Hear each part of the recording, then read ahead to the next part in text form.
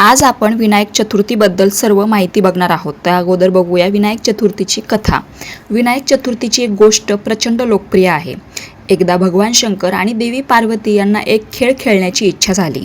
या बैठ्या खेळात कोण जिंकेल कोण हरेल याचा निर्णय देण्यासाठी भगवान शंकराने गवतापासून एक पुतळा तयार केला आणि त्यात प्राण फुंकले. खेळात 3 वेळा देवी पार्वतीचा विजय झाला, पण पुतळारूपी बालकाने भगवान शंकराचा विजय झाल्याचे प्रत्येक वेळी सांगितले. या प्रकाराने संतापलेल्या देवी पार्वतीने त्या पुतळारूपी बालकाला तिथेच चिखलात पडून राहशील असा शाप दिला.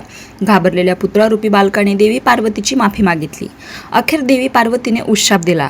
1 वर्षानंतर नागकन्या ह्या परिसरात येतील. जर तिच्या सल्ल्याने विनायक चतुर्थीचे व्रत केले तर तू शापातून मुक्त होशील, असे देवी पार्वती म्हणाली. पुढे वर्षभराने देवी पार्वतीचे म्हणणे खरे ठरले. शापमुक्त बालक कैलास पर्वतावर आला. तिथे त्याने भगवान शंकर आणि देवी पार्वती सोबत राहण्याची इच्छा व्यक्त केली. देवी पार्वतीने ही इच्छा पूर्ण करावी म्हणून भगवान शंकराने विनायक चतुर्थीचे व्रत केले. या व्रताने प्रसन्न होऊन देवी पार्वतीने बालकाला कैलास पर्वतावर राहण्यास परवानगी दिली. हे बालक म्हणजे गणपतीचा भाऊ कार्तिकेय. जसा कार्तिकेयाला आणि पुढे शंकराला विनायक चतुर्थीच्या व्रताचा फायदा झाला, तसाच लाभ इतरांनाही मनोभावी व्रत अंगीकारल्यास होऊ शकतो असे सांगतात. त्यामुळेच विनायक चतुर्थीला गणपतीची पूजा, उपवास, दानधर्म याला महत्त्व आले.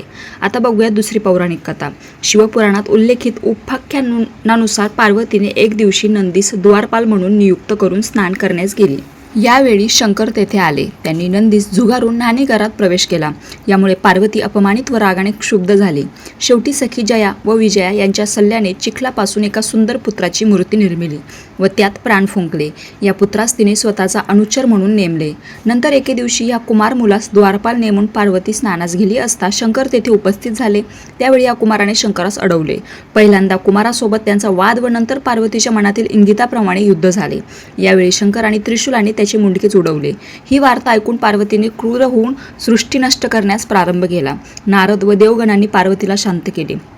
तेव्हा पार्वतीने तिच्या पुत्राला पुनर्जीवनाची मागणी केली व तिचा पुत्र सगळ्यांना पूज्य व्हावा अशी इच्छा व्यक्त केली. शंकराने त्यास होकार दिला, परंतु कुमाराचे मस्तक कोठेही न मिळाल्याने त्यांनी गणांस उत्तर दिशेस पाठवले व प्रथम जो प्राणी दिसेल त्याचे मस्तक आणण्याची आज्ञा केली.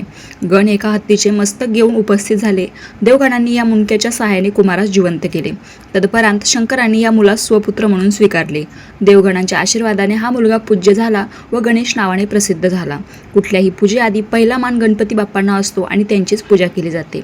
तर विनायक चतुर्थीच्या दिवशी काय करावे? विनायक चतुर्थीनिमित्त प्रसन्न मनाने गणपतीची पूजा करताना अथर्वशीर्ष आणि गणपती स्तोत्र म्हणावे. तसेच विनायक चतुर्थीच्या मंत्रांचा जप करावा.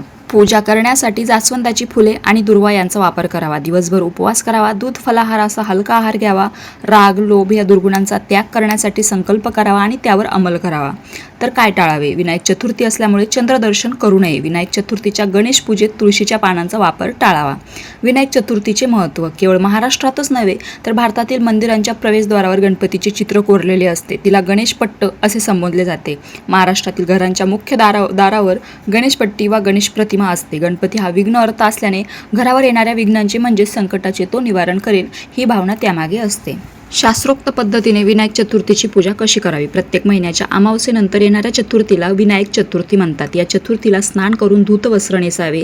घरात स्वच्छ ठिकाणी अगर देवाऱ्यासमोर एक स्वच्छ केलेला पाट ठेवावा. त्यावर पिंजरीने 8 पाकळ्यांचे कमळ काढावे. त्यावर सोन्या चांदीची अगर तांब्या पितळीची छोटी मूर्ती असल्यास ती ठेवावी. मूर्ती नसल्यास एक सुपारी ठेवून पूजा करावी. पूजेवेळी गणपतीला टिळक करावे. लड्डू किंवा मोदकाचा नैवेद्य दाखवावा आणि गणपती बाप्पाची आरती करावी. विसर्जन संध्याकाळी उदबत्ती ओवाळून विनायकावर पाणी शिंपडावे व पुनरागमनाय असे म्हणून मूर्ती अगर पूजेला लावलेली सुपारी हलवावी. अशा रीतीने श्रद्धेने विनायकी चतुर्थी व्रत पूजन करून आपल्या सवडीप्रमाणे पोथी मात्र अवश्य वाचावी. रात्री नामस्तोत्र म्हणावे. पूजेनंतर गणपतीची आरती नक्की म्हणावे. रामकृष्ण हरी.